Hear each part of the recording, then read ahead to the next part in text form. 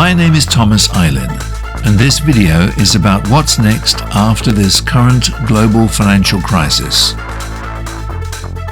Thank you for watching this video. By the end, you'll learn why current disruptions in the global financial system may not be inevitable for you. If you agree with my analysis, please share this link with your friends and colleagues. This is the first in a series of videos about topics related to my vlog, Mastering Global Uncertainty, on the YouTube channel @Professor Risk. I plan to post bulletins alongside my regular vlog posts whenever something relevant is not being covered by mainstream media, or when current observations could benefit from an alternative perspective. For more background information about myself and the content on this channel, see its introductory video, which is simply titled Mastering Global Uncertainty. In this March 2024 bulletin, I examine the prospect of current financial concerns evolving into a crisis. Everyone's attention is likely to be focused on avoiding a total collapse of the global financial system, while trying to limit its potential scale and duration. Whereas preparing for what happens next is mostly ignored until sometime after the danger has passed, as in previous financial crises. But will anyone senior be held accountable this time? And will we take the opportunity to do things differently, or just keep repeating the same mistakes? My approach in each bulletin will be to ask currently relevant questions like these to ensure critically important issues are emphasized, for my subscribers to consider when they apply the general concepts and tools I share in my vlog to determine how they can protect their own interests.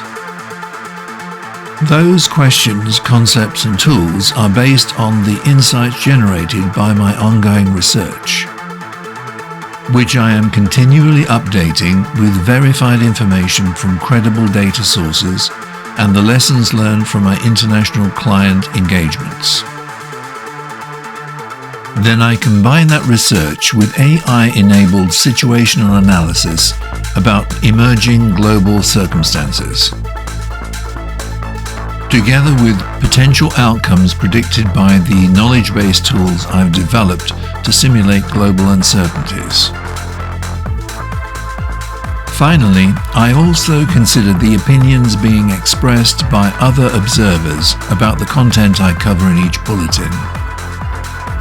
For example, at the time of recording, there is a broad consensus of credible expert opinions from multiple perspectives about the vital importance of preparing for an imminent global financial crisis that may even become the worst we have experienced in living memory.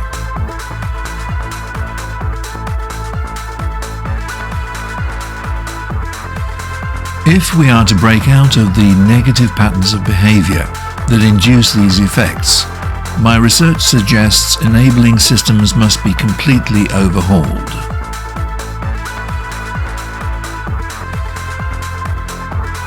Beginning with the entire global financial system, together with the roles of governments, regulators, the media, and all public and private commercial participants in its operations that have contributed to a collapse. While mainstream media and conventional academic wisdom have failed to critically appraise official narratives about these things, alternative media has offered many diverse interpretations of the relevant facts and trends, about which they differ on specifics such as the likely speed, timing, phases and vulnerabilities involved, and potential resolutions.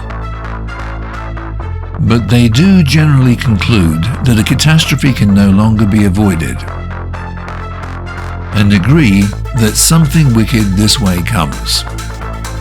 My concern is that very little attention is being given to what happens next, after the worst of this crisis has materialized.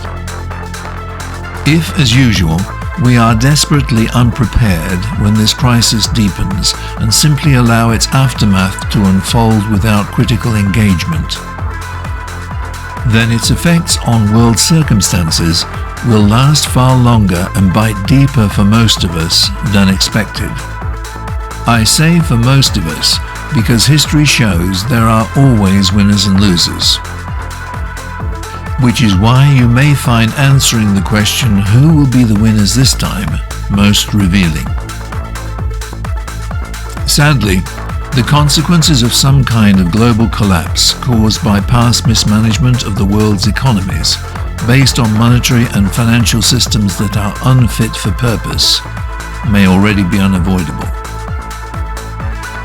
Even though many potential trigger events are well known and being closely monitored, such as a collapse in social order induced by a cyber attack, usually a false flag operation intended to deflect blame on vital infrastructure, or an unrestrained rollout of AI, which can be used as an excuse for starting another war and/or introducing further limitations of personal freedoms and weaponizing the bank system. Or another pandemic that once again exposes emergency medical services as being underfunded and unprepared, which can be used as an excuse for more lockdowns and denials of access to services. Or a worldwide technology burnout caused by a solar flare emergency that destroys access to life-sustaining resources, which can be used as an excuse for introducing martial law.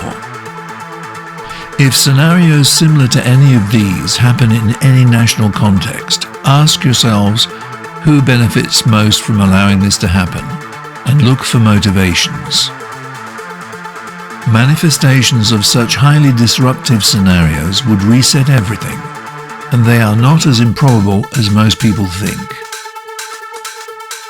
So they are worth including in your knowledge tree of considerations for a careful evaluation of alternative media content. However, in this bulletin I am suggesting that our future after this financial crisis subsides may be full of even more murky prospects, due to a general lack of attention being paid to how past mistakes can be avoided, what must change, and the struggle over who controls that narrative. History shows that when blame is not attributed and principal participants are not identified, held accountable, and removed from office, the potential for making improvements through the adoption of emergent new systems and infrastructures will be constrained by the willingness of those who are still running things to accept changes and the ethical orientation of replacement solution contenders supported by those incumbents. But we are now in danger of missing the opportunity to influence such outcomes.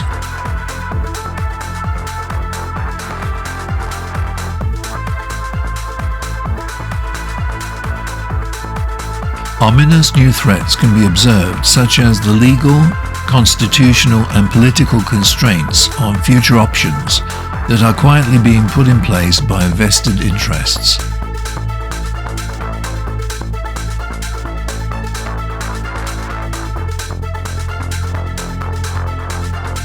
Which suggests that a calm transition to a lasting, equitable resolution of past problems is becoming increasingly unlikely. So what can each of us do as individuals? First, we should acknowledge that ignorance is not bliss. Being well informed as this financial crisis unfolds, by questioning everything, will be the most effective defense mechanism for securing an improved future in which we can all be fully invested. Then it is important to understand there is no one solution fits all for the challenges likely to emerge from an implosion of the global financial system, whatever we may be expected to believe. Instead, over the series of videos in my vlog, I will describe and explain the concepts, methods and tools you can use to find practical solutions for your own specific interests. However, I would urge you to consider my what next questions of this bulletin at the same time as you are dealing with those challenges.